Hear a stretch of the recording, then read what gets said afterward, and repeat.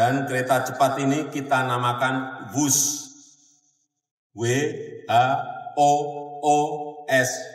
Dibaca WUS. Dan dengan mengucap Bismillahirrahmanirrahim, kereta cepat Jakarta-Bandung, WUS, saya nyatakan dioperasikan. Terima kasih. Wassalamualaikum warahmatullahi wabarakatuh. Juga ya, masalah KCIC yang seperti yang disampaikan tadi, memang ini bom waktu buat. Kalau yang WUS cuman mereka bilang masih akan studi, saya sih posisinya clear. Karena di perjanjian mereka dengan Indonesia dengan Cina nggak ada harus pemerintah yang bayar. Biasanya sih selama struktur pembayarannya clear mereka nggak ada masalah. Tapi kan kita lihat hasil studinya seperti apa nanti. Halo semuanya, selamat datang di program Lagi Rame nih, tempat kita bahas soal isu panas, tajam dan seringkali jarang dibahas.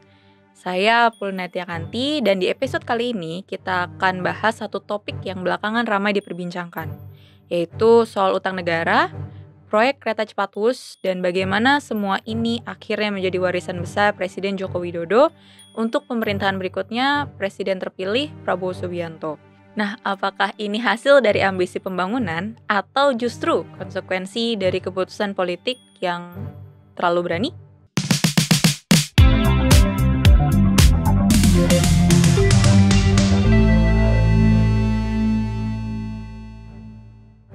Beberapa waktu lalu, publik dikejutkan oleh pernyataan Menteri Keuangan Purbaya Yudi Sadewa. Nah, dia menolak membayar utang proyek kereta cepat Jakarta-Bandung atau yang sering dikenal dengan WUS. Penolakan ini bukan cuma soal angka, tapi juga soal prinsip. Purbaya menyebut utang ini bukan tanggung jawab pemerintah, karena sejak awal proyek ini digagas dengan skema bisnis to bisnis antara BUMN Indonesia dengan Tiongkok. Tapi publik bereaksi cepat. Banyak yang bilang kalau ini hanya puncak dari gunung es. Dari sekian banyak keputusan besar di era Jokowi yang dianggap lebih didorong oleh kepentingan politik dibandingkan kajian teknokratis. Sejak awal masa pemerintahannya, Jokowi ini dikenal dan punya ambisi besar. Membangun infrastruktur, menyatukan konektivitas Indonesia lewat jalan tol, bandara, pelabuhan, sampai kereta cepat. Di satu sisi, ini jadi bukti nyata bahwa Indonesia bergerak, lebih modern dan lebih maju. Tapi, di sisi lain, banyak ekonom menilai proyek-proyek ini seringkali tidak disertai dengan perhitungan finansial yang matang. Nah, termasuk proyek WUS, yang biayanya membengkak dari perkiraan awal sekitar 80 triliun menjadi lebih dari 113 triliun. Dan kini ketika proyeknya sudah selesai, kita masih harus menanggung beban utangnya.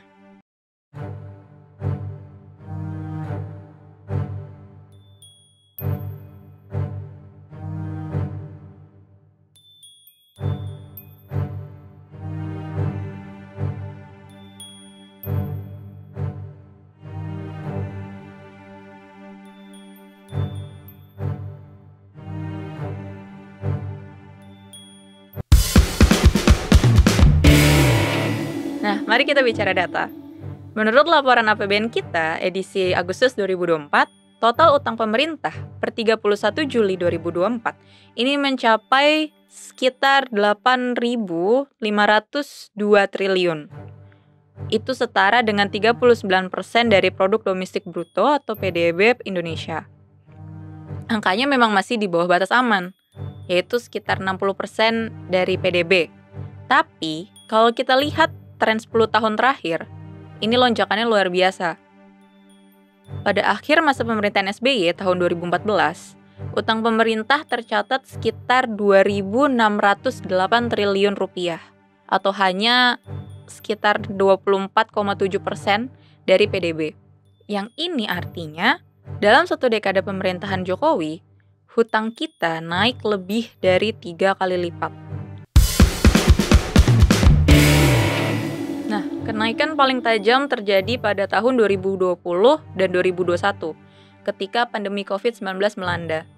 Untuk membiayai program pemulihan ekonomi nasional, pemerintah harus menarik hutang besar-besaran.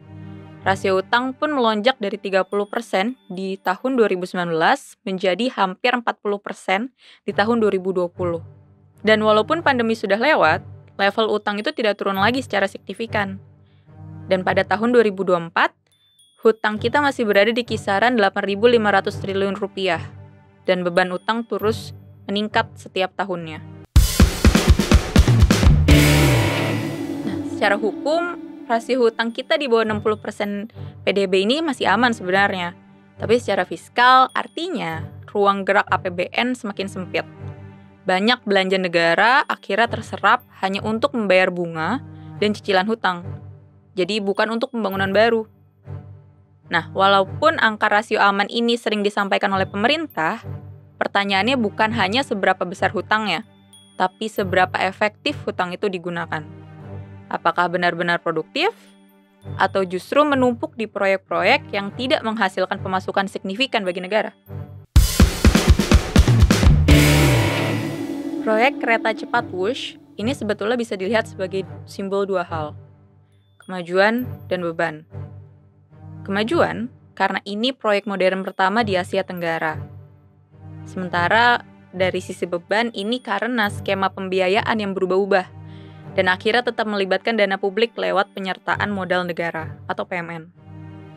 Kini, ketika Menq Perbaya menolak membayar utang proyek ini, publik seperti diingatkan kembali bahwa proyek yang didorong oleh kehendak politik seringkali meninggalkan konsekuensi jangka panjang, yang bahkan setelah pemimpinnya sudah tidak lagi menjabat. Nah, semua angka dan keputusan ini kini menjadi warisan bagi pemerintahan baru.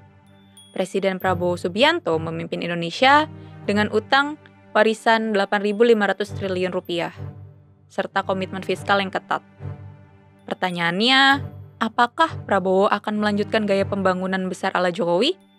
Atau memilih pendekatan yang lebih hati-hati, yang terukur secara fiskal? Nah, kita belum tahu. Tapi, satu hal yang pasti, bahwa ruang fiskal Indonesia sudah tidak selonggar dulu. Nah, dari semua ini, kita belajar bahwa ambisi besar memang penting. Tapi, ambisi tanpa perhitungan hanya akan meninggalkan beban bagi generasi berikutnya. Nah, sejarah akan menilai apakah warisan Jokowi dari jalan tol, ibu kota baru, hingga kereta cepat akan tercatat sebagai simbol kemajuan, atau justru beban ekonomi yang harus dibayar mahal oleh penerusnya. Nah, sampai di sini dulu. Jangan lupa like, komen, dan subscribe. Saya Pulna Tiakanti, sampai ketemu di episode berikutnya. Tetap kritis, tetap waras.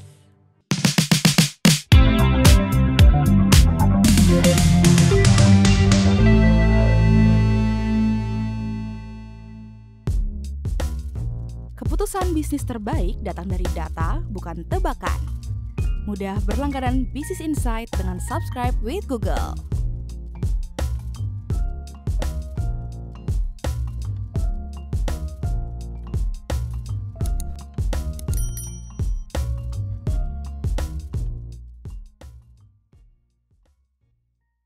Download aplikasi Kontan sekarang di App Store atau Play Store.